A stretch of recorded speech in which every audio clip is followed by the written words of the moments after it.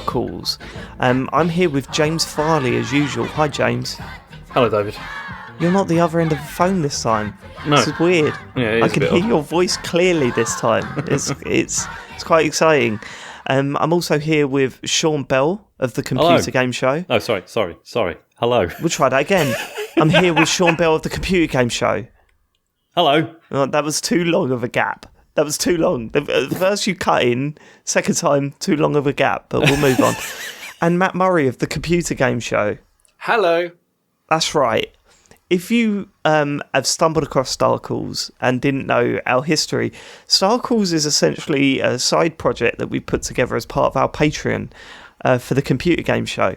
We all talk about computer games weekly. I say we all do, but I've not been on since December. But these boys here have been carrying the torch. They've been really trying hard to keep the show going recently. Here we go. Look, it technically still exists. What else do you want?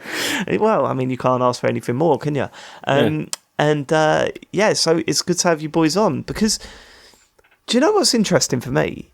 I genuinely don't know how much of a Star Wars nut you two are, because James, I always knew was a Star Wars fan. I had no idea how much of a Star Wars fan James was until I started talking to him about Star Wars, and he literally knows like all these like hidden stuff, hidden secrets, like all this stuff about it. Yeah, James has put on anorak about it, aren't you, James? Yeah. But I love that shit, man. But like when he goes on about it, I've never heard him speak so passionately about anything. Oh, it is great, yeah.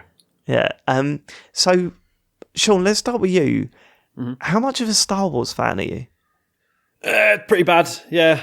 I mean, do you want like the full history? Yeah, Yes, he's got a Star Wars tattoo. Yeah. What was the first time you watched Star Wars? Full lightsaber down his So back. obviously, like sort of really vague childhood memories of seeing the films on TV. Was that the first time you experienced, like, you just come across them on TV? Yeah, but what's weird about that is that those memories have melded with. Are you familiar with Spaceballs? Yeah. Yeah, I'm aware of it. I've not seen. I think I might have seen for some reason the ending, but Spaceballs, but not like the whole film. I mean, I haven't seen it for a long time. It probably doesn't stand up that well, but so my memories of actual Star Wars have melded with the memories of the spoof. Right. Spaceballs. So I literally, I can piece together in my head memories of watching like Luke and Darth Vader having a lightsaber fight. But in Spaceballs, the lightsabers, they're like little rings that they wear on their hands, and that's where the beam comes from. And right. I can completely visualize Luke and Darth Vader fighting like that with the little rings going. So that's weird. But then, obviously, it properly kicked off when the sort of cinematic re-releases happened. Oh shit! So did that happen? Did that happen before the prequels? Yeah, they did. Yeah, it did. Yeah, so I think I was sort of early teens at this point. Did your parents like them? I think like Dad was sort of interested, but like not really. No. And then so saw them all at the cinema as they re-released them, and then saw episode 1 and obviously hated it. I've got that to look forward to. And it just sort of carried on from there. And then obviously through playing the games and everything, sort of getting like I never like read any of the books or the comics or anything, but playing a lot of the games like got well into it. And then sort of various other side things, and then it was. I can't remember when it was where it sort of really clicked. It's like, I know far too much about Star Wars now. There's no going back. Have you seen everything? Have you seen everything that's come out? Say the main, not just the main films, but the side films as well. So I've seen the side films, and I've seen all of. I know I mentioned this to you. The Clone Wars series is. Oh yeah, so there's a CGI one which is apparently okay. But then there's also one that Genndy Tartakovsky did, who is an amazing animation director, and he did. It's technically 2 series, but they said like, do a series which is like, I think it's like 10 like 2-minute little bits, and it's like, okay, here's an episode where like a fight happens or whatever, and they were just these little sort of mini episodes, and then that did really well. So that got cut together into like an hour, like a 40-minute thing or something. And they did another series, which is actually like fleshed out episodes, and it's honestly some of my favourite ever Star Wars stuff. That's the one that Gary Whitta wrote a few episodes for, wasn't it? Oh, did he? Yeah. No, I think didn't he do the CGI one? I know he wrote some Clone Wars episodes. Obviously, he wrote. I think that was the CGI one. Yeah. Okay, Matt's exposed himself as not a real Star Wars fan, then, isn't he? Matt, what's your history? What's my history? Yeah, my history is. What's your fucking story? I saw them as on TV, but it was really when the special editions came out on VHS. So are you just ripping Sean's story? I should have asked Matt first. I should have asked Sean first. So I watched special editions around my mate Kip's house on VHS, and I really enjoyed them. But really, I guess my biggest memories are from the prequels on. Really, I mean, I watched the originals and I loved them, but it was the reaction to the prequels that I remember so strongly. And when was the last time you watched the original trilogy? Oh, it was ages. I mean, when the series started, I was like, oh, maybe I'll go back and watch them, but it's so long ago. I mean, you almost certainly know more about them than I do at this point. I mean, definitely. But then I watched the prequels and I've got feelings about those, and then also all the new ones are out now as well, and I've really enjoyed those as well. But I haven't watched any of the animated ones. In terms of games, I loved X-Wing vs TIE Fighter, which was also like. That was the one you mentioned, wasn't it? James? Well, there was three, a few, wasn't kind there? of, because there was X-Wing and then there was TIE Fighter and then there was X-Wing versus TIE Fighter, but there was also X-Wing Alliance after that. But then I always, TIE Fighter was the one that I always thought was the best because it had the best story. I thought the rest were like X-Wing versus TIE Fighter was originally designed to be like a multiplayer focused one. Yeah, I was going to say it wasn't really a campaign, was there? Yeah, and it wasn't so great, but yeah, TIE Fighter was fantastic. One of the best. So I'm interested. My memories of playing X-Wing vs TIE Fighter with our mate Martin Towson in his old 486 PC. We love that. But what was it? Is there one like is it something Force? And it was like a first-person shooter where you play Dark Forces. Dark Forces. Well, so interestingly, so there was Dark Forces, and then there was Dark Forces 2 : Jedi Knight, and then there was Jedi Knight 2, I had fun and then movies Jedi as Knight well. 3. It was, Jedi Knight's incredible. But Dark Forces was really good as well because it's funny because when that came out, that was kind of maligned because it didn't have any there was no multiplayer at all. It was just single player focus. But it established the story, but it also because it was very similar to like Doom, like in terms of the technology that it had. And at the time, I thought it was fantastic because it's like it really it felt really realistic, and you had like stormtroopers in it, and it was brilliant. Yeah. But, And I think, and to be like thinking about it, I suppose Jedi Knight was the first. It was like the first game, or certainly the first game I'd played, where it was you were playing a character that you hadn't already seen in the films, and you were sort of plotting their journey towards becoming a Jedi, and that felt really cool. I don't think that had been done prior to that. So. Fun fact, and it had choices in it. You could be good or evil. So was that? Wait, hold on. Was that before you start with your fun fact? Was that out before the prequels? Yes. How did they deal with the situation that you didn't really know what a Jedi was? How do you mean? No, because the Dark Forces you do, because in that it's not based around that. Like the story isn't. It's like you're like a mercenary kind of character who gets kind of like caught up in it. But then later, because you see, the thing is, Dave, after Return of the Jedi came out, there was so many books were written as well that were like authorized by Lucasfilm, which expanded a lot of this stuff. So it was official stuff, right? Yeah, okay. there was that's the thing that I didn't get. One of the best was what's his name? Timothy Zahn. He had like a whole series of books out. There was like Heir to the Empire and all that, which was like, I mean, all of it has now been like retconned because after the Disney bought them, but it like explained a lot of this stuff, and there was like they've all been what? Retconned. They got rid of it all. It doesn't mean anything anymore. Yeah, it's no longer canon. Yeah, it's no longer. Oh, really? Yeah, it's When Disney bought everything, they went right. Anything that wasn't in a film, like in one of the Star Wars films, technically didn't happen. I mean, obviously none of it did. God. And they've called it. It still exists, but they've labelled it as being. They call it like Star Wars Legends now. Like they say, it's like stuff which is like it's just like not real stories or whatever. But wow, seriously, A, that they had to do that, and B, like, I bet people were fucking furious when they announced that. Well, you'll see when later on, because there's things with this that is, but honestly, there was a lot of really good books that were written that expanded and fleshed this out. But so did the games, and that's what was also really cool about playing them. I mean, the fact I was going to tell you was about how the first bit of footage that was like proper like FMV sort of footage that was filmed after Return of the Jedi was in one of the games, like before Phantom Menace came out, and that was in Rebel Assault 2. It was like the first, because it was like one of those like FMV games, and that it was the first time that they'd filmed new footage, like new Star Wars footage, like since then. It wasn't very good. Shit. But, that was the thing. All right, so the other thing that I wanted to ask you guys was the original trilogy, like best to worst. Sean first. For me, it was just a steady increase from 1 to 3, with 3 being favourite. Return of the Jedi is your favourite out of the 3. It is. He's an Ewok man. I like a happy ending. I didn't. When I was listening to the episode, I was like, I honestly didn't mind the Ewoks. Oh, mate, when was the last time you saw that film? It was only when The Force Awakens come out, James. 3 years ago? Mm-hmm. Yeah. Fuck the Ewoks. Like, really? Unbelievable. Okay, fine. Matt? I mean, maybe it's because Matt. No, Sean, carry on. I was going to say, maybe it's because, like, obviously I was already aware of, like, Jar Jar Binks, for example. So to me, the Ewoks are relatively harmless. But, go on. Yeah. Okay, I'm worried. Go on, Matt. And my favourite was also Jedi when I grew up. Wow. Yeah. But when you grow up, now. But I mean, again, happy ending, mate. It wraps everything up. It's. I thought it was just a great film. I mean, like all the bits you mentioned in the pod stand true, I guess. But I thought Jedi was awesome. I mean, I basically thought it was Jedi, then obviously, then second one, and then obviously Star Wars. But Star Wars, in many ways, it's just so iconic, the first one. But my memory is basically that Jedi was and has been my favourite since.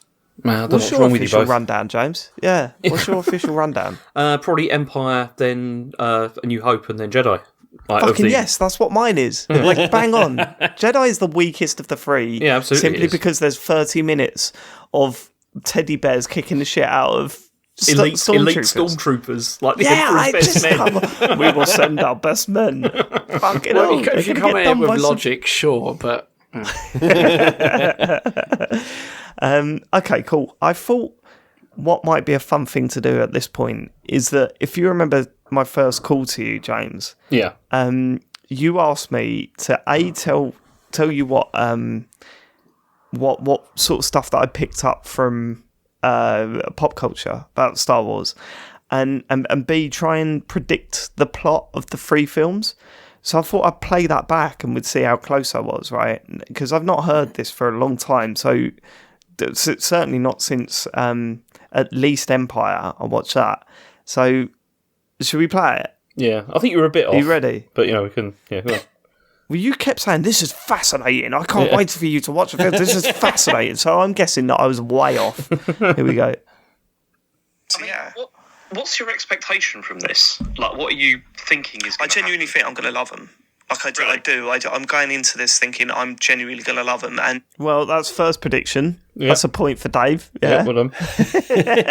I did genuinely love them. I'm going to go into it with the right attitude, like remembering, knowing that they're films from the 70s, at least, like the first 3 maybe, from that time period. So, nothing's going to be perfect, and there's going to be some weird stuff in there, I'm sure. I thought, right, my comment there was, I thought there was going to be some weird race and weird sexism stuff in there. Like, I genuinely did. You're partly right. And not really. I mean, there was some troublesome stuff with Leia in the second film, which we've spoken about. But I don't think there was as much as I was expecting. Mm-hmm. Like, it wasn't ridiculous, was it? No, and okay, what? People would point. We talked about Leia, didn't we? Like being like a pretty positive character, really. Like a really good one, I think. Yeah, I think so. Apart from the second film, where she, I know that I'm probably going to hate Han Solo because I think he's a bit of a wise ass. Because every time I've ever seen sketches, like he's played as a bit of a wise ass. I think he's friends with Chewbacca. I think they're mates, right? Right, okay.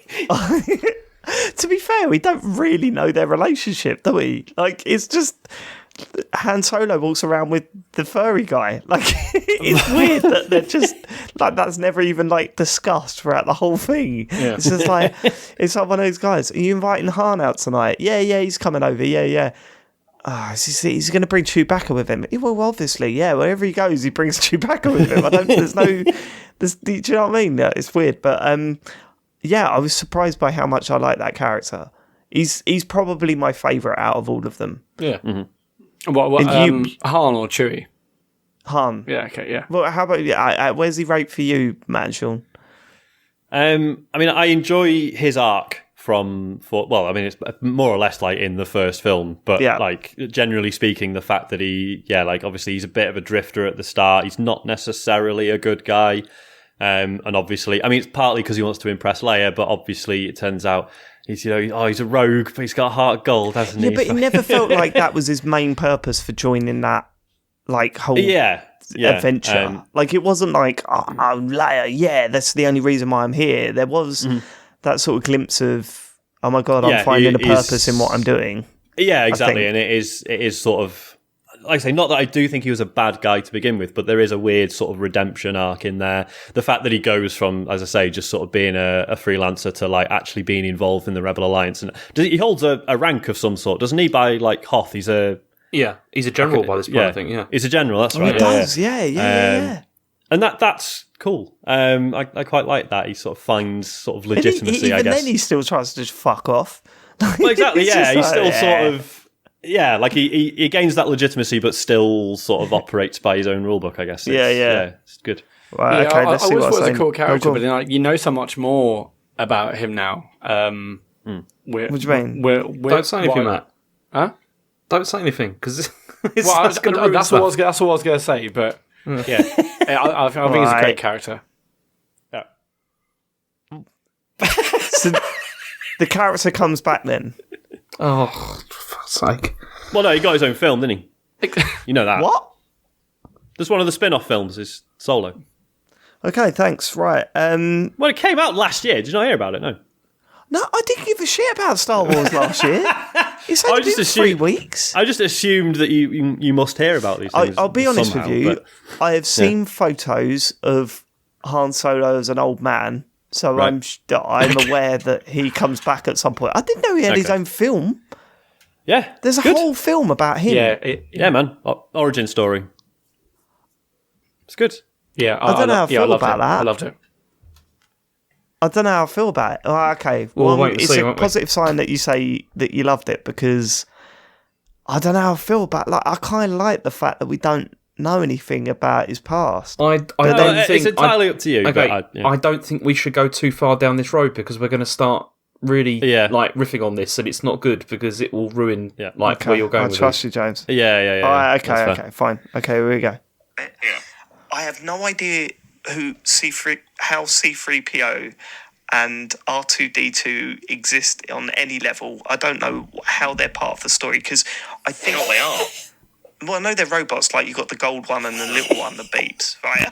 The gold one and the little one that beeps. You nailed that. I mean, you're not wrong. That's the point. Yeah, I know, but my word, they're two of my favourite characters. Every time they're on screen now, I fucking love them. And back then, I was describing them as the gold one and the little one that beeps. Okay, accurate description. I promise you, don't know what their James. Function is, yeah? No, I don't know what their function is. I swear on my life, James, I'm not dicking about here. This is the extent of what I know. I'm not trying to be like, hey, I don't know nothing. These are genuinely just bits that I've picked up. I know Yoda is a Jedi, I think. Boom! I got that. Yoda is a Jedi, right? Cool. And teaches Luke Skywalker how to be a Jedi. Oh my God. Yeah. Yes. All right. You nailed that, yeah. I got that. I think that's right. I don't really know what a Jedi is. And I don't know if the Jedis are like defenders of something and then they join the rebel force. Maybe. I see it as sort of that. Like guy that's like Luke Skywalker's like just a bit of a nobody kid, and then he discovers that he's got these superpowers, which is a Jedi, I guess, and then he joins the Rebel Force to fight Darth Vader and his gang. But come on, that's not bad. From never seeing the film, that is pretty spot on. Right? Yeah. That's the first film. I'm not going any further than the first film, but that's not bad. Mm-hmm. I don't know what they're fighting over, and I don't know. I don't really know the outcome either.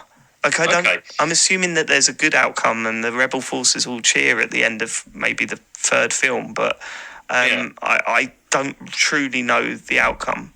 I mean, they didn't all cheer at the end of the third film, but in the the remix version or whatever, the revised version, they did, didn't they? They that's what you said, wasn't it, James? Yeah, they went around the whole end place. Where the So the original film just ended with like the Ewoks with an Ewok song, which I still think I'm sorry, but I still think it's crap. I didn't like it. So he revised it so the whole of the Rebel Force are cheering.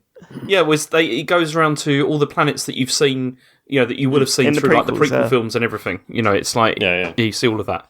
Do you know what? I'm really looking for to, because I didn't recognise any of those settings when I watched it. Yeah. So after the next 3 films, I'm really looking forward to like going back and seeing if I recognise them now. Mm-hmm. I actually want to watch the first 3 films again. I know that Darth Vader's in the third film. I know that Darth Vader's in the third film because that's when the big reveal is, right? And that was spoiled for me by Homer Simpson walking out of that film in the cinema. Shout out to the person that gave us a review on iTunes that simply said Homer Simpson spoiled this for me as well.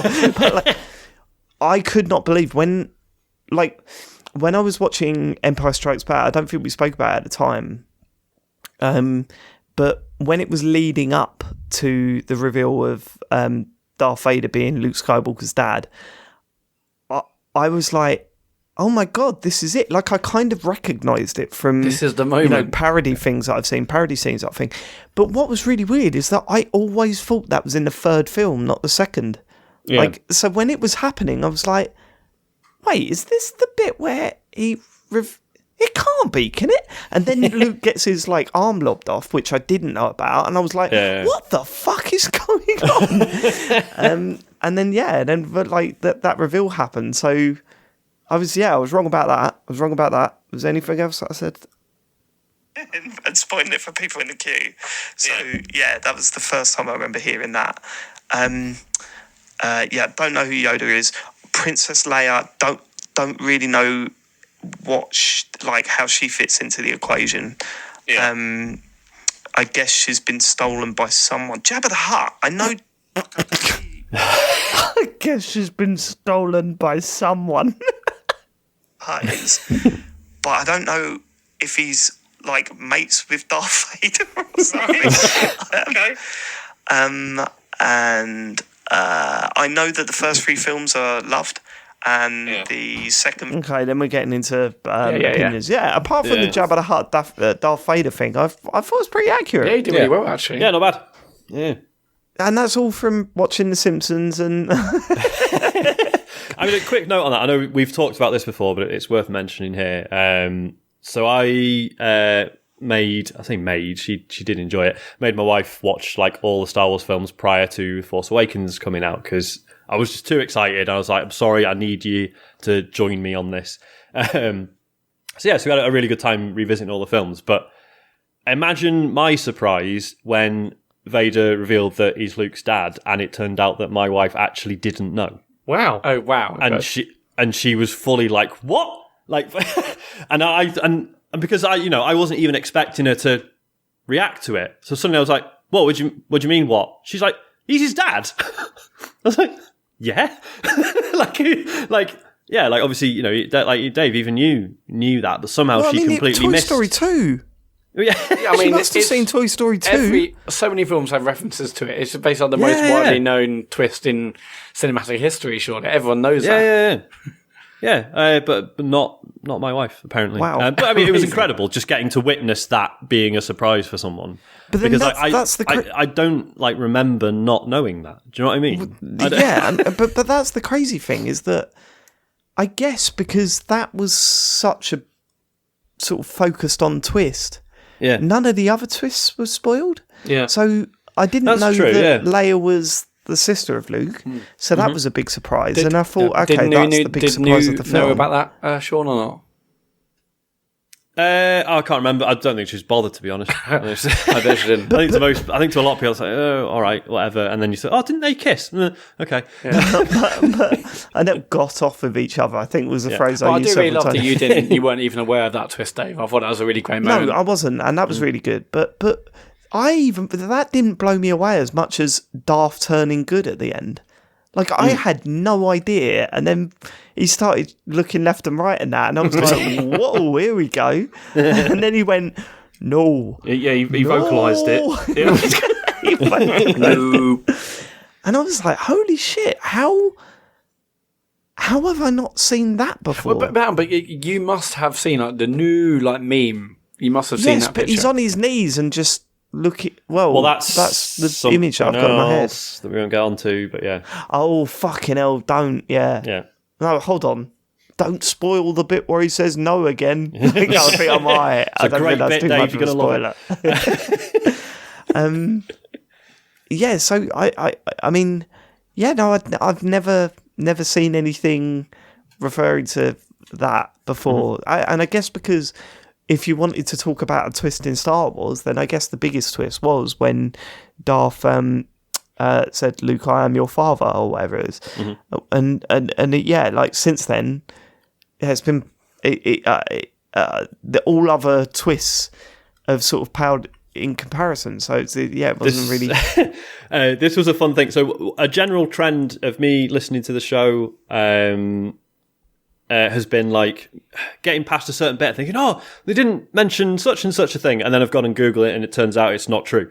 Yeah, so, there's a lot of that. Right, okay, so what things came to mind, Sean? Well, this was a prime example. So I'd heard, I think it was when I was in high school, a mate of mine, his older brother, read all the books and knew everything about Star Wars, and he told me that Darth Vader is Dutch for Dark Father. So that everyone in Holland, when they saw the film, was just like, well, yeah, of course he's his dad. Like, that's really obvious. He didn't just fucking name. Yeah, all right, okay, gotcha. Not true. So, I mean, Vader is Dutch for father, but that's it. And Darth actually means Luke. So it's Luke's father. It was. They're not very quick over there. And it turns out that the origin of Vader isn't anything to do with the German or Dutch father. It's just in the total. Okay, anything else? Yeah. That was the only one that sprung to mind. Matt, the thing that I can't believe James pick up on? I didn't mention what was the famous scene where the stormtrooper hits his head, which it still makes me laugh now. Like even watching a little video, obviously you noticed that right during the film, but you weren't bothered about it. Yeah, I did, but then I'd seen that clip a million times before, so it was kind of like, I don't know, it didn't feel worth bringing up, I guess, because if I'd seen that clip loads of times, then it's weird, isn't it? It's because every time I think of something funny to say about Star Wars, the first thing my head says is, this has been said a million times before. There's been 50 years of this. Yeah, so it was one of those things where I just kind of thought, no, there's no point in bringing that up, because... but no, I know what you're saying. And the story is that was completely accidental, and he kept it in on purpose. Yeah, the fact he left it in was... I don't know the story behind that, but I just, find... I mean, you must know, James. I don't know if did they notice when it was filmed that had happened, or was it one that came back later when they were going through editing or something, and then maybe they ran out of time. I don't know, but yeah. No, so he doesn't. Has anyone ever found that stormtrooper? I mean, I'm sure that person is. I'm sure that person's well known in certain circles, but yeah, but no. I mean, you don't know. None of you know. Nope. Oh, I'd love to know if they've tracked him down and then interviewed him. Well, Dave, but then surprise, I bet there's like a million joining us on the line. Was there anything else you wanted to cover before we move on to emails? Like, was there anything you picked up from there? Well, no, I mean, I guess my general question is like, so in your house when you're younger, like your dad never watched it, your brother never watched it, people at school didn't watch it or mention it. It's like at school, people were like having lightsaber battles in playgrounds, and making the sounds, and it's like, so there was no one in Sutton. Watch Star Wars. No one. And like when I was on Christmas, your dad. It wasn't on. You just didn't. No one pressed play. No one recorded it on the VHS. No one watched it on Boxing Day. No, I mean, my dad's always. Has your brother and or dad seen it? Right. So I've asked my. I don't know about my dad because part of me wants to interview him for this show. I want to sit down with him for just like half an hour and just say, "What do you think Star Wars is?" I don't think he's seen it. Yeah, but my brother, I've asked him, and he said he watched them and thought they were all right, and then that was it. So I don't think he's seen the prequels, but he was like, yeah, I've watched the first 3 films. I just didn't get into them that much, and I was like, okay, fine. So yeah, I mean, there was no lightsaber battles going on in the playground. Absolute zero. Like, it wasn't even a fit. I can't even remember people having sword fights in the playground because every school I went to, from primary school up to, college, everyone was just playing football. That was it. Like, everyone was just into football. We play football, of course, but there's also this massive cultural phenomenon with Star Wars happening at the same time. No, there's none of that because culture. You remember, I'm younger than you. Oh yeah, so, you are. I get, maybe I don't know. When I went to school in the 70s, it was just, there was none of it. So maybe I just slipped through the cracks. It's weird. What about things like the original sort of like Batman films? Again, no one was, I mean, we watched them, but no one was into superheroes, really. Maybe this is all coming back. Like, I mean, you forget that, like, obviously we didn't have the internet at this point. So these things could be you could have this sort of localized... Like a bubble. Yeah, lack of awareness that you just... Yeah. Also, during this period, this was the time when all this stuff wasn't really as massive as it is now at all. And True. Like you said, because there wasn't the internet, there wasn't like... If you were part of like a sort of the subculture of it, it was usually just like a smaller group of people. It wasn't like such a phenomenon. I mean... But it's only, like 3 years or 4 years between us, right? There's not a massive gap there. So it is quite strange that... No, I mean, Matt's generation, how old are you, Matt? 36. Right, so there's 2 years... How old am I? 34, yeah. There's 2 years between us, so like we'd still be in the same school. So it's not like that big of a gap. There was really lightsaber battles going on in the playground. Yeah, people making all like whoop whoop sound. That was just a thing. Yeah, that was a thing. That was a thing. For me. That didn't happen in my school either, to be honest. But you went to public school. It's different. I did not. You all just like sort of talk about how you're going to fuck the poor. Boarding school is tough. It's weird because people aren't used to us talking like this to each other if they haven't heard the main show. Yeah, it's normally quite civil. It's weird. I've just got a few more points. Dave, are you familiar with the Wilhelm scream? Yeah. Oh, yes. Very familiar. Okay. Because obviously Star Wars was what sort of kicked that off. So I was I mean, it's in all 3 films, isn't it? Yeah. No, it wasn't. It was kicked off before then. No, it was Ben Burt who started using it in Star Wars that kicked it off as this weird little... Really? It's from an earlier film. It's from The Charge at Feather River from 1953. Yes, yeah. I'm not, it's from a cowboy film, isn't it? Yeah. And it got put in Indiana Jones, and then everything since. I'd read that it was used in films way before this, but more as a necessity than a sort of in-joke.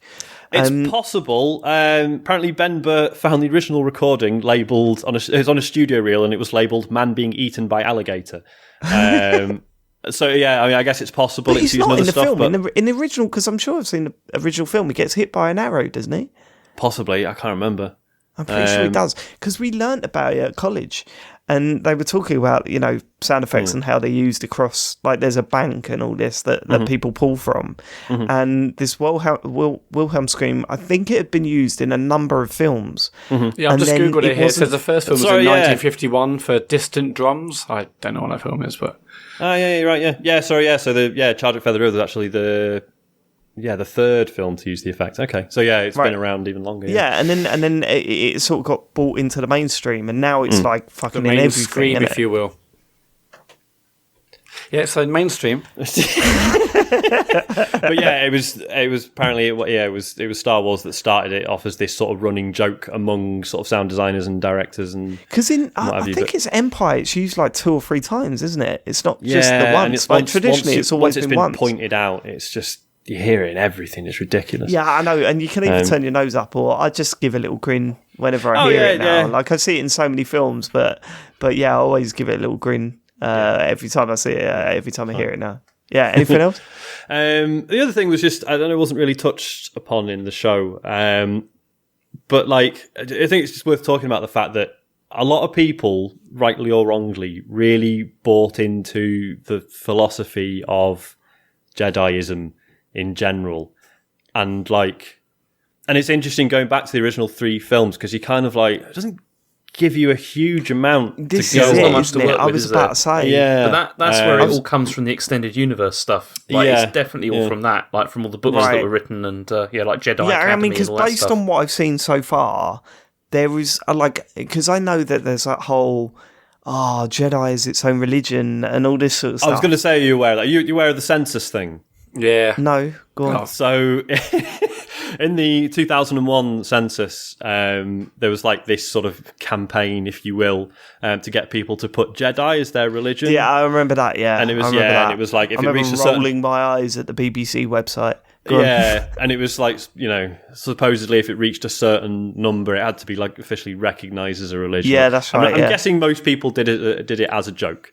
But 0.8% of the population, England and Wales, the population stated their religion as Jedi, which put it ahead of Sikhism, Judaism, and Buddhism. Jesus. And therefore, the 4th largest reported religion in the country. How many Sith were there, Sean? I don't know actually. No. It doesn't mention that. But and then, obviously it went absolutely nowhere, and then it just sort of dwindled after that. But like, there are places where you don't know that, Sean. You don't know how many people are practicing that stuff. It's underground now. It's still massive. Hang on, was that? I was watched that 3 films, and I still don't know how many. Was it before the prequels came out? That can't be 2001. So this was mid. Prequels, wasn't it? It was mid. Mid that. So I was about to say it can't be beforehand, because there's just not enough to go on. Based on those films, there's nothing really. Yeah, but that's the whole point. There's all the extended stuff. Honestly, it was I know. It was a massive like cottage industry of like people just based on what I've seen, it's just a bunch of blokes that are really good at sword fighting. Dave, you're not a true believer then. Read the well, the thing, read the books. Nor's Han. I'm with Han. I believe in Han. Well, the thing is, because the few bits we learn about Jediism and the Force and what have you is I mean, it's basically all lifted from like Eastern philosophies, isn't it, James? It's like the whole sort of the interconnectedness of all life is like a Taoist thing, and then the being compassionate but without attachment is that's like Buddhism, and so it's all just sort of nice bits that have been sort of picked and chosen from other. Being compassionate without attachment. Yeah. Where does that come from? That's like when the Emperor's like, "Oh yeah, Luke, you should kill me and save your friends." That's because he's trying to get Luke to be. Oh yeah, and like Yoda says like, "Oh, you can't go and save your friends because it'll ruin your training." And see, it's like they're more passive, aren't they? Yeah, so they're supposed to be like, you can't be too worried about your best mates or people you love or whatever, because then you lose sight of the big game, and it allows you to be manipulated by the dark side, basically. Which is another interesting point that like Luke does. Like, he doesn't kill the Emperor, but he does fucking swing for him. And, he does.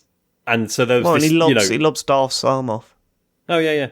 So there was a whole debate over like, well, does that mean Luke did give in? Like, he begins to, doesn't he? That's the whole thing, and then he realises what he's done. He's really close, and that's what you were saying. And my last call, James, when you were talking about how the idea should have been that he did turn to the dark side, but it's his friends that saved him. Like, I think that concept is way better than what we got. I mean, I had no problem with what we got, but when you told me that, I was like, man, that is so much more interesting. It means so much more as well, that it sort of puts the whole 2 films prior to that into perspective. You know what I mean? That he has made this team and they're all looking out for him, and it's sort of like a message of saying, yeah, if you've got the right people behind you, then they'll always keep you from making the ultimate mistake or whatever. I think it's way more poignant, but you know, we got what we got, and I was still happy with it. I'm not this with the ending we got.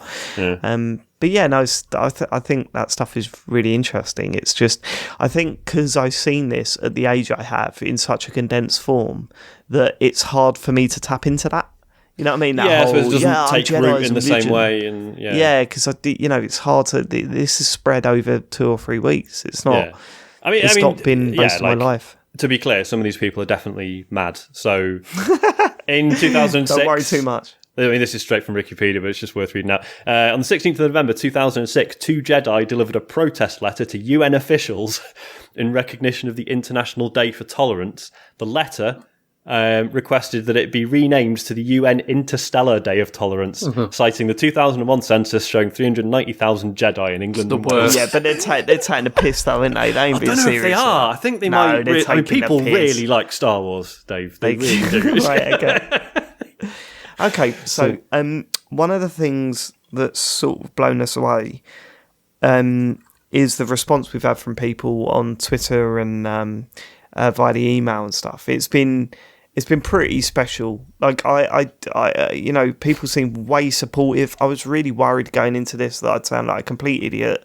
That I'd be getting Star Wars wrong. You know, it's quite intimidating, like trying to force your way into sort of an established community for over, years. And I'm not suggesting that I've done that. What I'm saying is that it's speaking about something that someone loves so much is really intimidating.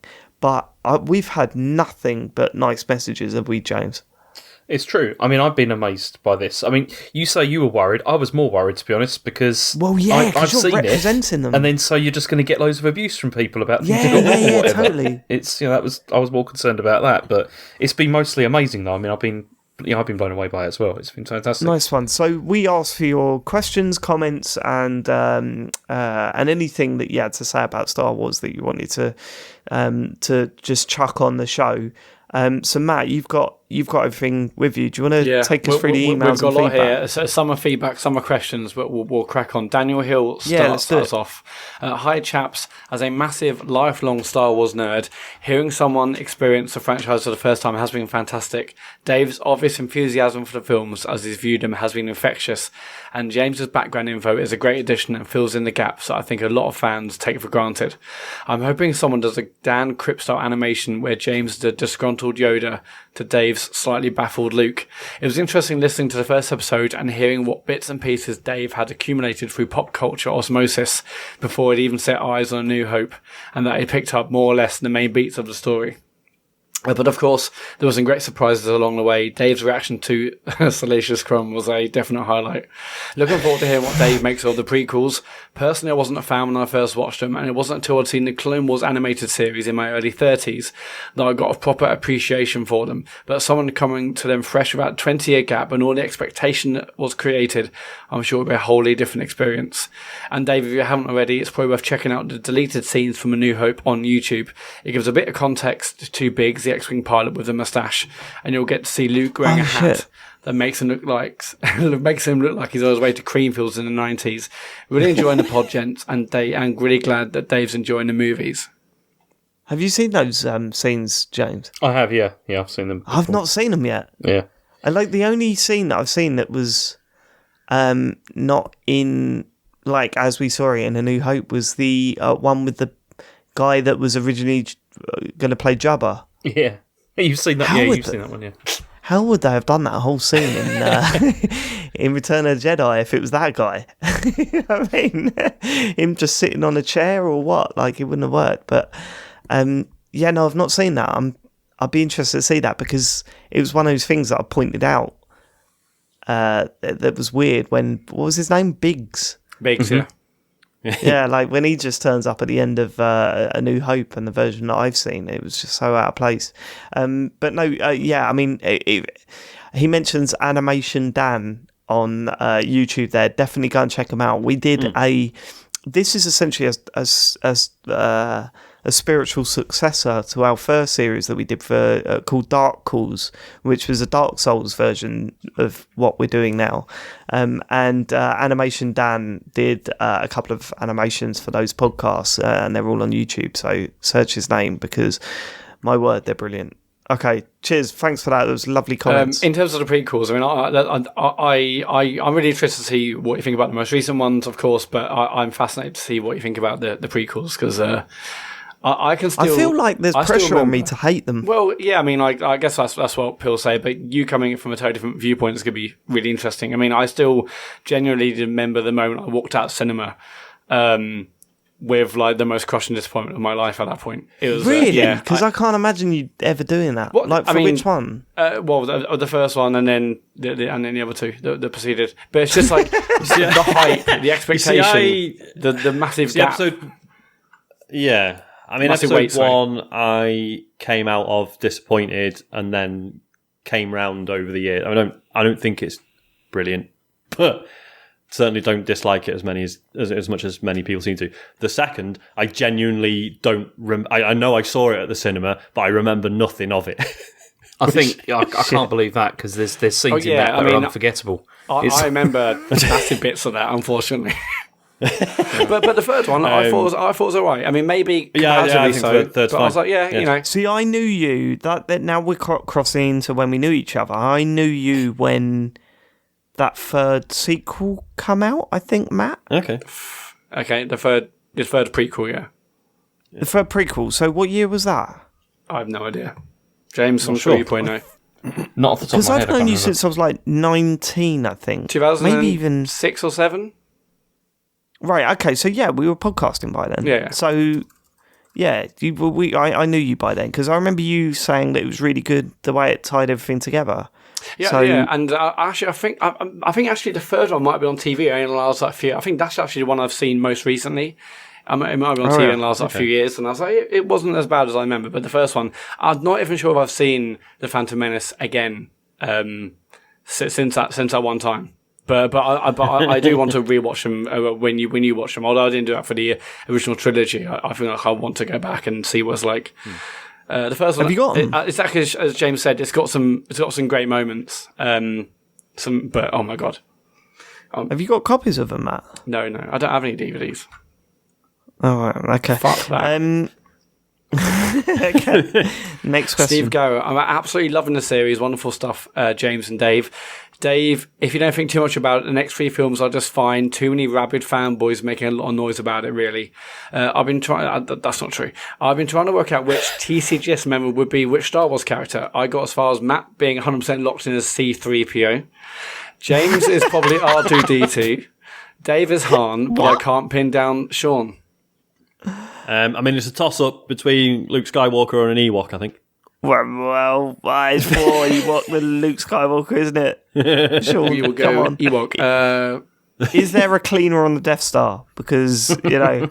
Actually, no, it's a toss-up between the Ewok that gets blown up and there's a weird lingering shot of him just dying and someone else being sad. Or the Stormtrooper who bangs his head. Yeah. One of those two. Yeah. I'll go full Ewok for Sean, I think. You know what? I didn't realise how hard this podcast would be with all, like, everything I know about the films, not trying to say anything that's, you know, not only about the prequels, which I haven't seen, or the new ones, but everything else, you know. It's like, this is way harder than I thought it would be to try and avoid spoilers. I'm pretty happy with being Han, though. I'm happy with that. Yep. I'll take that. I don't know if that's true, but how about you, James? You happy with C-3PO? There? No, not R2-D2. It's all right. I mean, I would have gone for Salacious Crumb because he had a pretty good gig there, sitting around screaming at things. Yeah. All right. Well known, everyone loves him. And Martin Baker, I am loving the pod. Here are my questions. Are you tempted in looking at some of the other Star Wars media and away from the films, e.g., books, cartoons, comics, etc.? You've obviously played those of the games, haven't you? but multiplayer games and stuff. I've got no interest in reading the books. No, absolute zero interest in reading the books. I'm not a big reader. Not a reader. For a start. Does this make you more excited for Jedi Fallen Order, or same amount of excitement? Oh, is that the Respawn? The Respawn one. Yeah. Right, so I watched... This was really interesting, because E3 was recently, and I watched E3, obviously. I saw Fallen Order. I thought it looked wonderful. Like, I thought it looked really good. But I'm also really excited about this new Lego game. Oh, yeah. The fact it's got all 9 movies or whatever. Yeah, all 9 movies, and it's like they've changed it, isn't it? It's not... If it was a normal Lego game, I wouldn't be interested, but apparently, like, they've completely changed it. It's completely different to what you'd expect from a Lego game. So, yeah, it's like my... the first thing to come out, which is like a complete parody and a bit of a piss take, because Lego games are, of something that I can I can understand the in-jokes. Yeah, you're going to get the references, aren't you now? Yeah, exactly, yeah. Second question, have you noticed any of the massive continuity errors in the original trilogy, e.g. first Death Star planned to have a super laser on the equator, or Han's disappearing and reappearing waistcoat? Well, it says here, the first Death Star planned to have a super laser on the equator. It's the placement of where the, like the round section where the beam comes out of. In the hollow image of it, it's kind of like in the middle of it rather than on the top. If you sort of, like in the middle on the top sort of area. But couldn't it have just been rotated? Exactly. Well, yeah, it could have been, yeah. Could have been. There you go. But the other one is Han's appearing and disappearing waistcoat in the, I think it's the final scene. There might be a typo there, but... No, I've not seen that. But like the continuity errors, my favourite film for that is The Wedding Singer, because there's about 1 billion of them and they're all hilarious. Like there's one where Adam Sandler's in a dumpster, and every time it cuts to him, there's this like sort of ring, this black ring thing, and it just appears like in various different places around his body where like they're using different shots. Honestly, Google, like go onto YouTube and watch it, because it cuts to Adam Sandler in this dumpster about 4 times, and this ring is in a completely different position each time. I don't know why, but it makes me laugh a lot. Love that shit. Right, Badley, evening fellas. I'm surprised you're able to find the time to record the pod on this week, and when James has all of his time driving people around and going to children's parties. Something I thought James would have mentioned is how Mark Hamill was in a very serious car accident when they were shooting the end of the first film and the beginning of the second film. Hamill's nose and cheekbone were both broken, and he had to have extensive surgery on his face, which left visible scars. Because of this, some scenes on Tatooine in the first movie used a double, and there was some debate about whether or not the scene at the beginning of Empire, where Luke is attacked by the Wampa, was changed to include Luke getting scratched in the face to give a story reason for the new scars on Hamill's face. George Lucas has said... We've had loads of these, haven't we, James? Yeah, loads of people have asked exactly the same question as to why we haven't brought it up. George Lucas has said that the scene was always in the movie, but Carrie Fisher said that the scene was moved to earlier in the film to better justify Hamill's scars. I'd also suggest Dave watch the following 2 clips of Chewbacca speaking English on the set. They actually wrote Chewie's dialogue in English, and Peter Mayhew said the lines in costume so that Harrison Ford would better respond to what he was saying in a moment. The lines are replaced with Chewbacca's voice in post-production. I've actually got a link to one here, and it is... It's right, really, okay, really play that, because I want to hear that first. Chewbacca speaks English, That old man's mad. You said it, Chewie. Boy, where'd you dig up that old fossil? Ben is a great man. Yeah, great at getting us into trouble. I didn't hear you give any ideas. Oh my... That old man's mad. Boy, where'd you dig up That old man's mad. Well, you said it, Chewie. Where did you dig up that old fossil? God, that's funny. Yeah, it's really funny, isn't it? It's great. Oh man, that's mad. Fucking brilliant. Okay, yeah, no, I've not seen that before. That's amazing. That's great. Is there any more of those clips? There's another link. There's another link he sent. It's also my phone's not quite just funny, gone off. but it's still good. Right, Dave. My phone just went off for the Star Wars fucking theme tune just started blasting out my phone. Good. I mean, it must have gone on to the next video. It's just gone. Chod at Chod UK on Twitter with the original. No, hold on. Let's go back to, because James hasn't addressed this. So, Why didn't you feel the need to tell me about Mark Hamill being a car crash and all that? Well, I think partly because, you see, I've heard conflicting stories about this over the years, because it's one of those stories that there isn't actually a satisfactory answer to it, because I was looking it up again today to have a look. And, I mean, what Bradley says here is correct. He did have a car crash, but there's been some debate as to whether that did it impact that scene with the Wampa, like whether he gets like hit in the face or anything. As he says here, like George Lucas said, it was always in the film and that there was nothing to do with that. And then Carrie Fisher obviously said that no, actually it was like added for it. But then Mark Hamill himself has like just not been entirely clear about it. He said different things at different times. He did say though that the scars on his face were like accentuated by like the makeup artist, like during that, like they used that and as like the basis and then like added more to make it look much worse than it was. But it's weird because people always say that it's like, you know, like he looked completely different, but he I don't think he does. I didn't pick up on a major difference.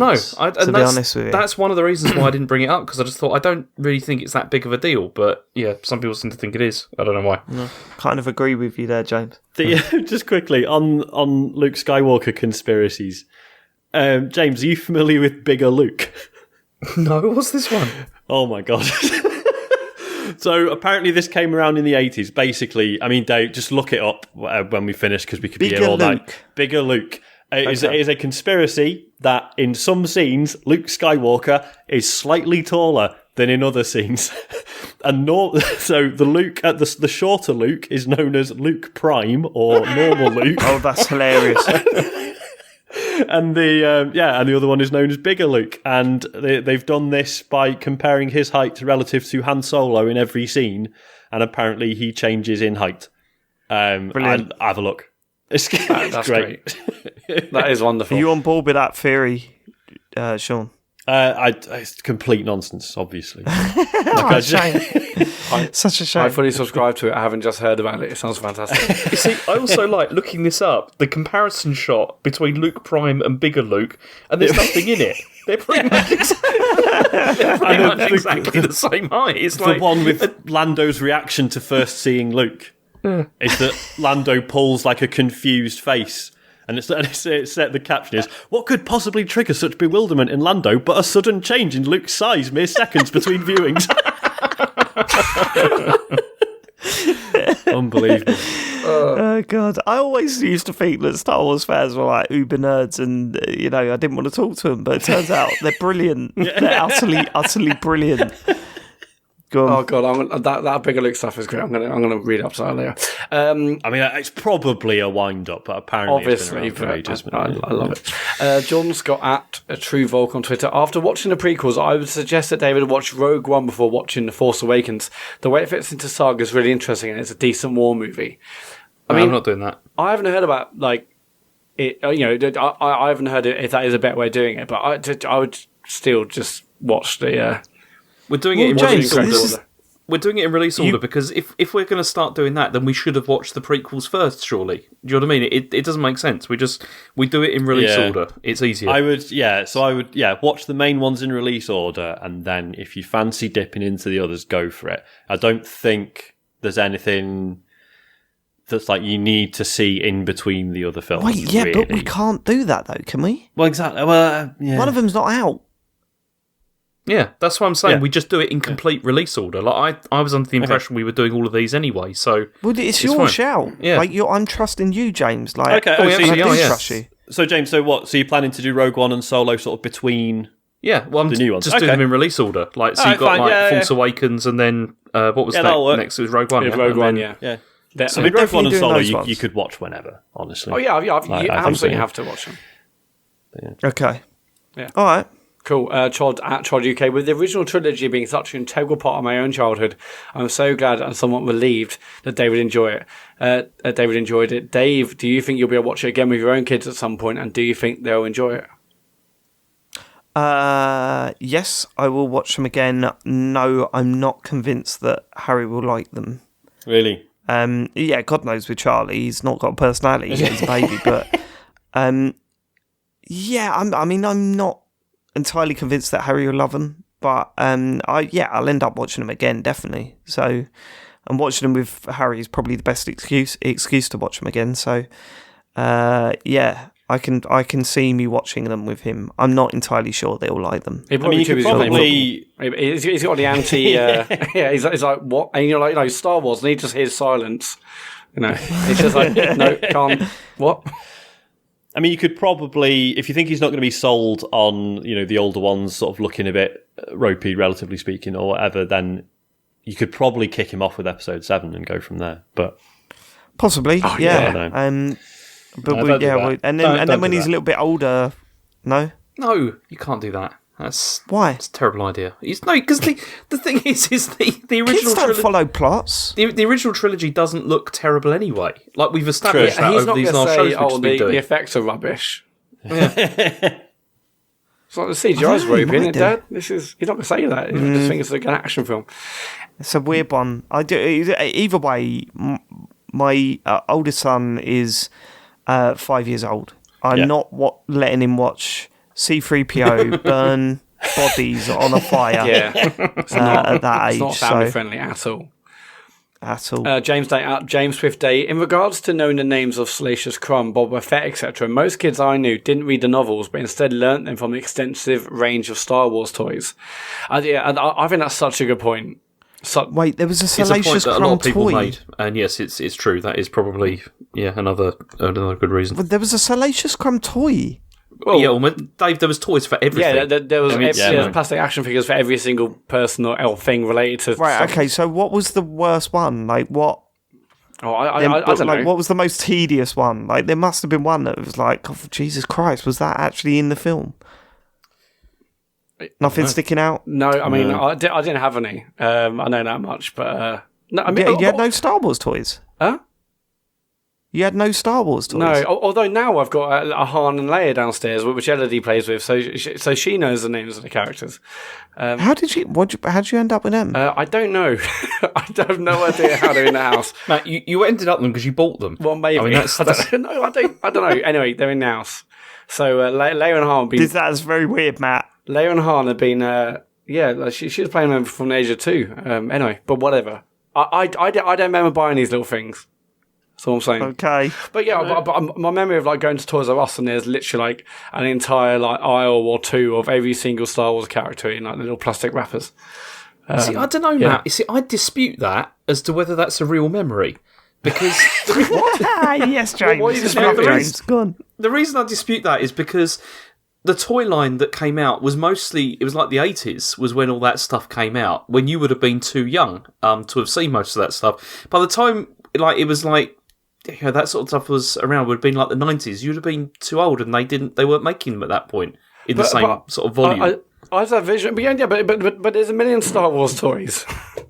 Yeah, I know, but they did them in waves, and like the early waves were in like the early 80s and everything. Well, maybe my memory has been corrupted somehow, but that's what I remember is going to Toys R Us and seeing... Say that's true. Say you're right, James. Yeah. What are you accusing Matt of doing here? Like, you're saying there was no Star Wars toys between certain years in I'm saying that in volume they were not... It was not what it was in the early 80s when they were really churning out loads of them. Because I seem to remember also there were disputes over who was allowed to make them as well. Like, because they signed like an agreement with Kenner or whatever, and then that expired. So are you saying like late pounds? So say I'm born 83. So say like late 90s. You're saying no Star Wars toys in Toys R Us? Is that what you're saying? Late 90s, late 80s. You mean?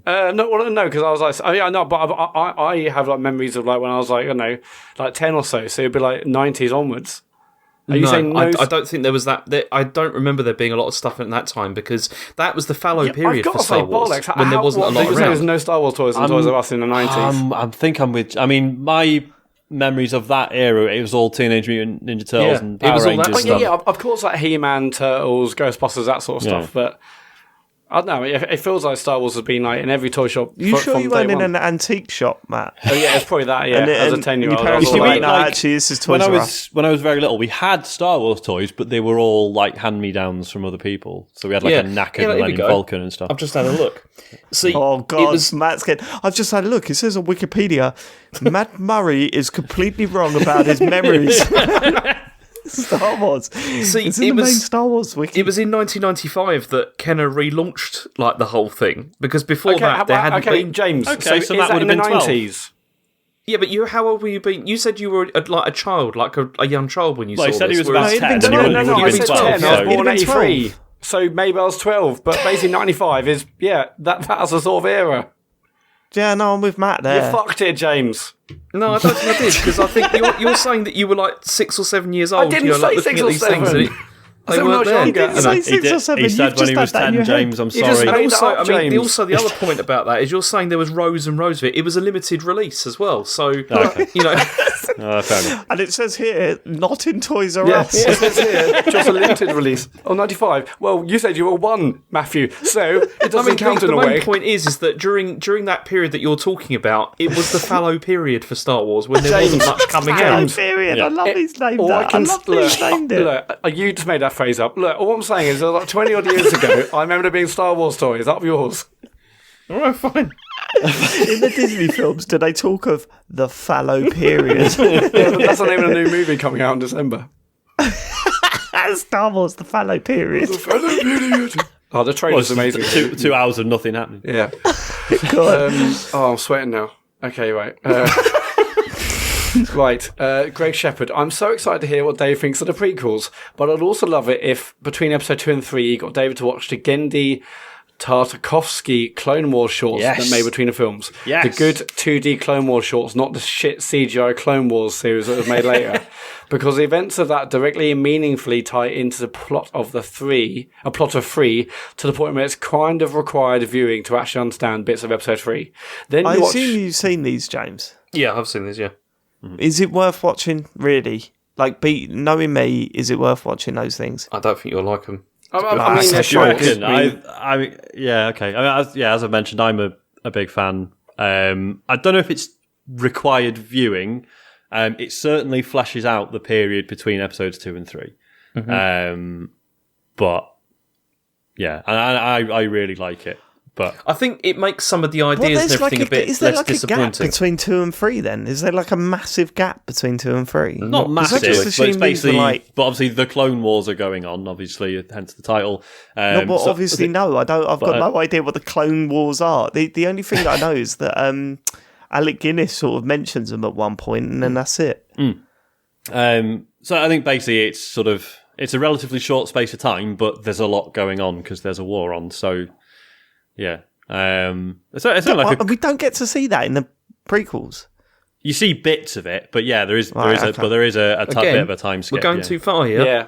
We are. Okay, I'm sorry. Anyway, I'll carry on with Greg's email. Then you watch episode 3. I love James. James, mate, you're like my guardian. Don't mention there's I another just want to movie, guys. I just want to step in and say that we are going too far here. And I would like to protect my, My client client from does any not want to further hear about discussion episode on the Clone Wars. Go Anyway, on. Greg continues. Then you watch episode 3, and it's even worse because of it, because that short series is a wonderful vision of what could have been if better, more disciplined people were allowed to make the films, and you're reminded it's not what we got. And also, is James watching along for the prequels? Of course he is. Because if he hasn't watched them in a while, it would be good to get him watching along, just so that awfulness is fresh in his mind. Are you going to watch them, James? I'll definitely watch the second one again. No, James, because you I wanna watch make- all of them. No, This is because I your want to make punishment. sure that that my memory of it is correct, and that it's not just Okay. become like soured with time. James, You know, watch so- all of them. Yeah. You can't get away with it. You can't do this wonderful podcast and then not have to sit through the first film.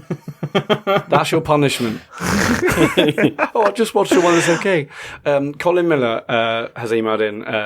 Obviously, very Oh, important to the series. Colin was the guy. He's a massive part of the show. He's like the third Beatle. He lent me the Blu-rays. So cheers, Colin. Yeah, here he is. Hi there. Firstly, as a person who lent David the films, I've got to say how pleased I am that he enjoyed the trilogy and appreciated them for what they are. Listening to his initial reactions, both positive and negative, very much resonated with my feelings that a true Star Wars fan will appreciate the films despite their numerous flaws. It is annoying that he had to witness them in their butchered special edition form, that he will never see how Han shot first, You lent me the DVDs. nor hear the Ewoks sing the Yub Nub. You're not missing I've out. heard You're not no, missing I have out. heard that. No, I've heard it. I'm with James. I think the music we had at on the revised versions of the films was better. I mean, come on. Yeah, now It's like doubling down on the Ewoks. Yeah, you know, it's like just. I wasn't a fan with them in the version that I saw. That would have made that would have put full stop on that. You know what I mean? A hard full stop on that opinion. Can I ask if they come back at any point or no? No, don't talk about James. Don't talk about Right, it. okay, don't talk about it. Okay, the best fine. thing to come out of the sale of Lucasfilm to Disney means that George Lucas will finally leave his films the fuck alone. So that's good, I guess. My favourite thing about this whole thing is finding out how much Star Wars fans hate George Lucas. Oh God, yeah. I had no idea. Genuinely again, no idea that. Well, when you see the next Well, few it is- films, you understand. It's fascinating, isn't it? Because he created a world and characters that people really got into, but he's not a good writer and he's not a good director. No, he fucks it, Sean. He hurt me. So there's this weird relationship people have with him in that they can it's very possible to love Star Wars but hate the man who came up with it. It's just so strange. That's so funny. I love it. I think we just feel hurt. Just, anyway, whatever. Anyway, while David were watching all the Star Wars films, we sort of covered that. Naturally, I have Rogue One and Solo, but I also have the Battle of Endor and Caravan of Courage, along with their infamous I've holiday heard of special. Caravan of Courage. See, I hadn't heard of the Caravan. What the hell are they, Oh, James? mate, we'd be getting tweets about it non-stop. They're just trying to get you to watch really, really bad stuff, Dave. That's what it's about. No, honestly. what are 'Cause- they, though, What's James? this really bad stuff? What are they? Well, these were spin-offs that came out like after. I think they were after Jedi came out, and they. Okay. Oh, was it after? Or was it before? I can't remember. Oh, he Must does have know. been- Oh. It must have been around that sort of time. But then they're not very good. I mean, the holiday special that came out after Star Wars, I believe, and it's like it's really long and it's just very odd. I mean, I've not even watched the whole of it. I've watched about half of Yeah, it. but why did they come out? What, they come out in cinema? No, I mean the holiday special. I think that was like just on American TV. Caravan of Courage. I don't know about those whether they came out. I mean, they definitely came out on like VHS. Like I think they may have been like straight to video like releases. And I assume George Lucas wasn't involved at all. I think he was involved. Yeah, I mean, I don't. Oh, as I wow. said, I don't know a huge amount about them because I mean I've seen them a very very long time ago. But there was also a spin-off like cartoon series as well during that time. There was like Droids which was like C-3PO and R2-D2. And what was the other one? There was another Ewoks one, I think. There's an Ewoks one, wasn't it? Yeah. Yeah. Oh, fuck, what was it called? Because it used to be on like Pricks Walkabout. Yeah. Is that what it's called? Star Wars The Bellends. Was that what it was called, Sean? But I think that it was like an attempt at that, like even at that stage, to try and sort of like expand it a bit. But it was always very like child focused. Like all of these were like really like for kids. That was kind of the idea. I remember watching the Ewoks one as a kid, but I don't know if that was repeats or if that was current at the time. I don't know, but yeah. Am I watching any of these, James? Probably you're not. the boss. I mean, probably not because they're not very good at all. But so many You know, people have it's, asked about the holiday special. Surely you've got to at least get through that one. I don't know. Why? Well, everyone's. Can we say anything lots of people interesting contact about you it? yeah, because it's rubbish. But I'm James, James, it's up to you. We'll decide after we've got through the prequels, maybe, like whether we're going to look Okay. at it. Yeah, I just said, look, Caravan of Courage, that came out in 84. It was, So 1984. after, And it had Warwick Davis in it as well. hey, so that was after Jedi then. Yeah. 84. well, after- And then you've got the battle, then you've got Ewoks, the Battle for Endor in 1985. Yeah. okay. There's no way I'm watching that. That's why I know you're the boss, but these were television films. Yeah, so they were straight to TV. Yeah, that sort of stuff. Brilliant. Another I mean, question. listen to the plot of this one, The Caravan of Courage. It features the Ewoks who help two young human siblings as they try to locate their parents. It sounds. fuck. I mean, yeah, can no, you imagine what that- that's like? I mean, just shit. That sounds great. Yeah. Just quickly, so he mentions the butchered special edition form of the original films. So I don't have many issues because I don't remember the originals well enough to pick it apart. There is one thing that you didn't discuss on the show. There's one shot where it's in A New Hope where R2-D2 like hides in a little cave, and Yes. in the special edition one, they sort of added some like more rocks in front of him when he's in the cave. I've seen that. Yeah. I saw that on YouTube. Yeah. And my word, that was probably the best adjustment that man made, because I watched the original one and he's supposed to be hiding. Yeah. And it's like he's just standing next to Luke. The rocks they put in front of him just means he couldn't have got in the cave in the first place. So it looks really weird. I didn't pick up on that. Actually.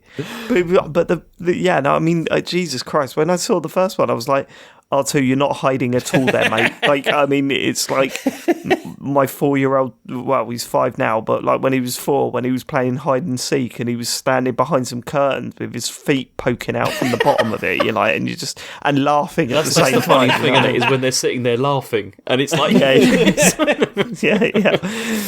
So what a pointless game. Okay. Another question for David. This is still from Cole. Once you caught up with the prequels and the sequels, are you intent to join us all for the hype wagon, watch all the trailers for episode 9, get stupidly excited about it, see it on opening day, and then complain about it for the rest of your life? If so, welcome to the club. Yes, I am. You are officially a Star Wars fan.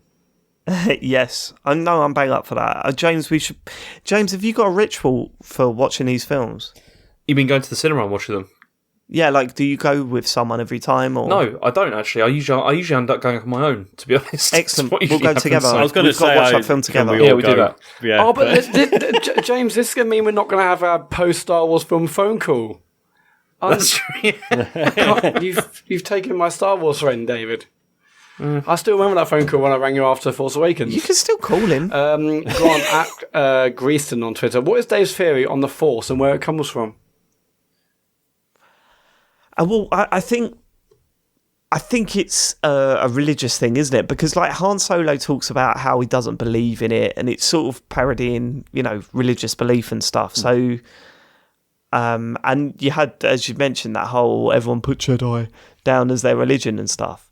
So I'm guessing it's some religion thing. So maybe, but who's the god? I don't. Yeah, there's no god there, is there? They're not worshipping. I mean, because Obi-Wan just sort of describes it as a life force, doesn't he? That's just sort of everywhere, and people tap into it. Yeah, but it's that Han line, isn't it? It was like, you don't believe in their crab, do you? You know what I mean? It's like, well, because you got to remember, obviously, the first trilogy is set after a bunch of stuff that happens in the prequels. And it's this implication, so, the way Obi-Wan talks about it, it's like, well, yeah, it used to be a big deal. It's just that there's none of us around anymore, so it's kind of fallen away from people's memories. Right. Well, you're just indicating that it's not a religious thing, then. No, not necessarily. You're just worried about spoiling it. I understand what you mean.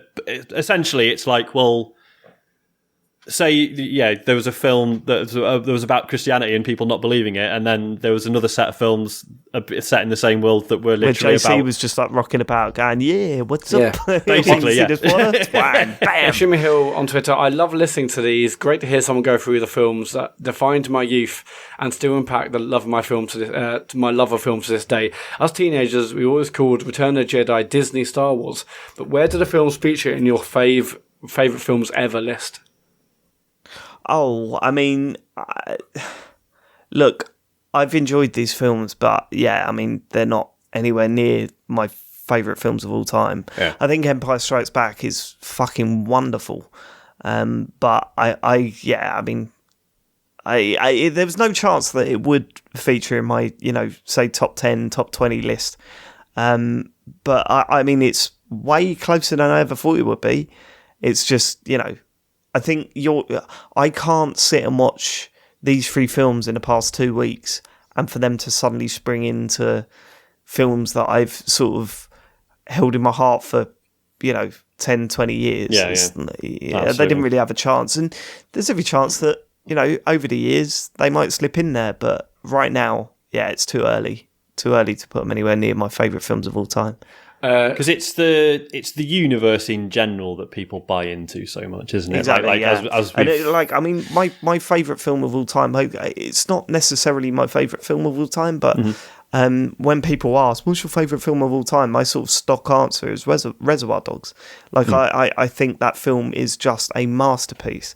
But obviously, I know that there are films that I've enjoyed more than Reservoir Dogs over the years. It's just that is my stock answer, because I assume you've all got a film that you sort of just, because you don't really want to think about it and go into it in your head. You've got that sort of film that you just bark back so that the question goes away. Because actually addressing that question is horrific. Oh yeah. So yeah, I mean, I've really, really loved the films, but there's so much time that I need to put into sort of letting them sink in and seeing if I still love them and repeating, watching them over and over again. They weren't going to slip into that list just yet. Steve Chambers at GTown Steve on Twitter. For Dave, does this experience make you want to catch up on other classic/cult movies that you've never got around to watching? Nope. Well, when you said you love gangster films, you said you've never seen the Godfather film. Never seen a Godfather film. I've got no interest in jumping into that after this. No interest in it. I don't know. But I mean, I'm finding that as weird to say as you are hearing it. It's not kickstarted that whole. Yeah, no, I really should start getting into films that I haven't. It's done nothing to me. I've not had that effect from watching these. And for the rest, end of answer. That's it. For the rest of us, we better find another subject to reference, knowing full well we can piss Dave off by leaving him out of the club. I mean, we can move on to Star Trek if you want, James. See, I'm totally out of the loop on that. I've seen the new films. I said to James, should we do Star Trek after this? And he was like, you're not doing Star Trek. Oh, yeah, that won't. I don't think I'll be able to deal with that. Also, there's a lot of Star Trek, isn't there, to catch up on? Like, where would you even begin? There is. Yeah, exactly. Like, even if we were to cherry pick, like, the best Next Generation episodes and start there, you're still looking at, like, tens of hours. Yeah, that was interesting because, when we were sort of said that as a joke, James, off of our calls, privately, I said, oh, no, but isn't there, like, loads? Like, we'd have to start with the, William Shatner stuff. And you were like, no, if we were doing it, you wouldn't start there. You'd start later on, right? Yeah. Mm-hmm. That's really weird. I never thought you'd say that. I thought you'd be like, no, you've got to start at the beginning. And no, I don't think with that you wouldn't. I don't think you would. Why? Because a lot of that stuff... The stuff from the original series has really dated to the point that there's some very interesting, very good stories there, but you wouldn't be able to look past, I don't think, the time it was set and the time it was filmed, rather. It'd be very difficult to do that. And so I think some of the stories you'd probably be able to definitely you'd be able to appreciate, but you wouldn't be able to get past that, and that would be tough. Okay. Whereas some of the later stuff you could it's fine. It can still stands up, and then you can go back to that other stuff like later and be like, oh yeah, I get why this is like a big deal actually. Okay, but I don't want to do that because it would be There's too. First of all, there's too much of it, and also. I'd say I'm emotionally closer to Star Trek than I am Star Wars in the sense of protective of Jesus. it. So, I can't imagine. It'd be difficult.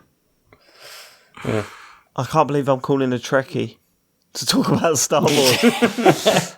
Oh, he's such a trekker. Thomas, that's what they call it, aren't they? At Lamaflar42, has the reaction to Starkles surprised you and has it given you an appetite for more movie-related pods in the future? I think it's been fascinating so far, and the pods really compelled this old man to start watching the films along with you.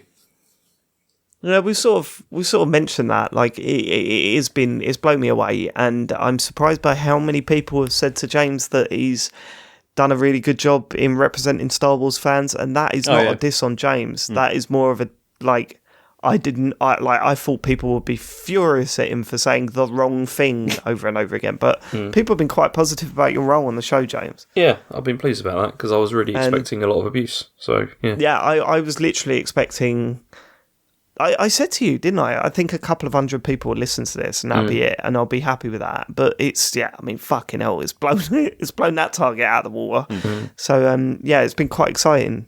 There's still time though for abuse, so Yeah, there is, and I'm still worried that the prequels and the Disney films are going to sort of pale in comparison to these ones, like in terms of what we can say about. You know what? I found it so weird you calling it the Disney films. I know technically they are owned by Disney, but. I've never, like, the way you've said it, it just that I've never referred to them as Disney films. Like, when I think Disney films but they are. I know, but I know they're owned by Disney. You're saying that technically they are, but not in spirit. Yeah, I would never say, I don't know. It's a Disney film. It's like, no, they're just the new Star Wars films. Before the Star Wars theme tune kicks in those films, does it go da da da da da da da, and then like the big castle comes up? Well, that's the thing. You're like Disney. I'm like, Oh yeah, I mean obviously they're owned by them. But I was like, it's just I've never They heard don't whack anyone their call logo them all the over Disney them. films. Yeah, but loads of people have been tweeting in saying the Disney films. Yeah. Oh, so I just no, I don't. It doesn't. I mean, sit well with me at they've all. very much been the ones like instigating the whole thing as well. Like, you know, they set up the whole, you know, universe and everything going forward and everything. Oh, of course. Yeah, I mean, you like, call them the they Disney spend films. billions on it. Obviously, they're going to, or millions. Is there like a figurehead that replaced George Lucas? Yes. Is there like one person that comes out and says, "Yeah, I'm the Star Wars guy now"? Well, yeah, woman. Right, I'm a Star Wars woman now. Yeah. Right, interesting. Okay, well, I can't wait to find out about how. I can't wait to find out the story, like how it broke that George Lucas had sold up. Like, I can't wait to hear all that shit. Yeah. Like, George Lucas is not involved at all anymore. No. No, he's not. No. No. Fucking hell. But is he like Alex Ferguson at Man United? Is he still like cropping up with comments about how it's run? Yeah, again, I don't think we should get into this until we get to the Okay, films. this is fascinating. Okay, I I'm won't really mention excited. Star Wars, but he does crop up, and basically he was on the set of Game of Thrones. Of like the fight, there's like a shot of like him with. Well, he just invited Well, himself. I don't know how he got there, but he was there, and like obviously Game of Thrones, like people, not everyone's been like happy with like the way it ended. And, like, for fuck's sake, George Lucas. Yeah, so I imagine he just pop up from place to place. But it's like, why is he on the Game of Thrones set for the finale? Get him away from those dragons. Yeah. God knows what he's doing these days. Alonzo Mosley on Twitter. Now that Dave's seen the original trilogy, which characters would you like to see in future films? Or which characters does he think he'll see in the prequels? Do you have any preconception? Well, I know. Well, obviously the story is going to be about Anakin Skywalker, so we'll see him. I'd be surprised if we didn't see Obi-Wan because he was a big part of the history. I'll tell you this.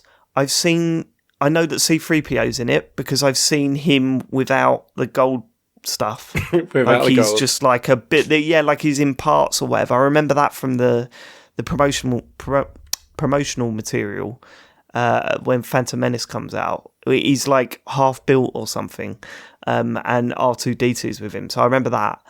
But I don't know if we'll see Luke or Han. We might see Han Solo. Like, they might do one of those things where he's just like walking around in the background, and, like all the fans are like, "Oh my god, look, he's in the background."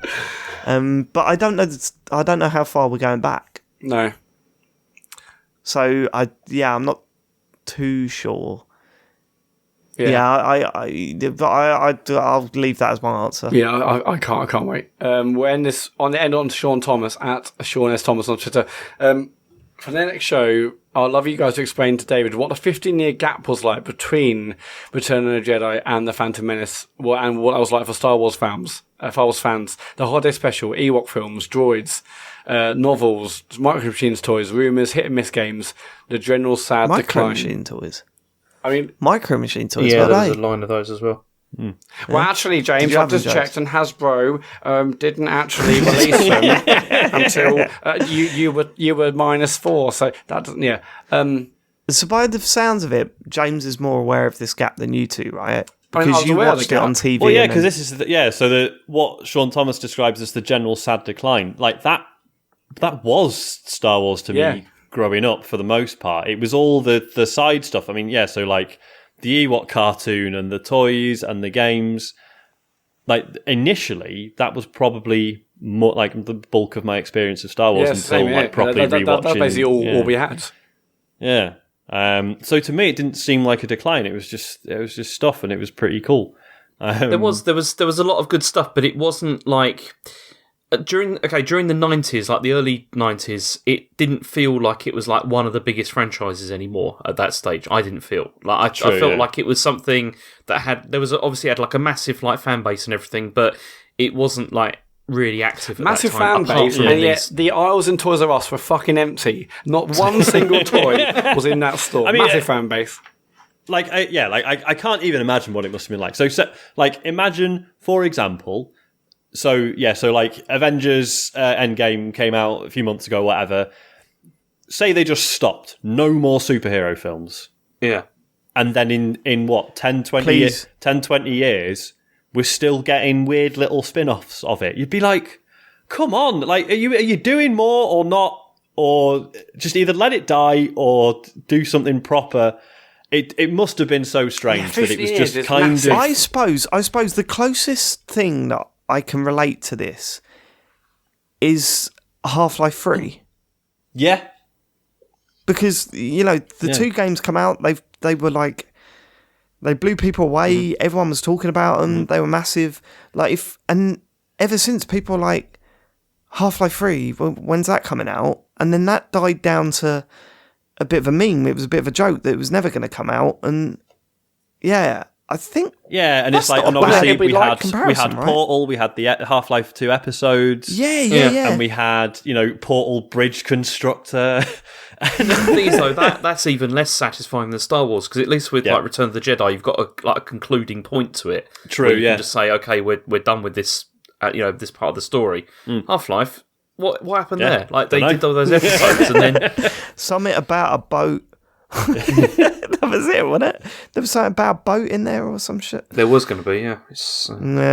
But that boat's in Portal as well, so, yeah. Oh, man, I thought you were going to say, but that boat sailed now. And that would have been a decent pun, but you fucked it.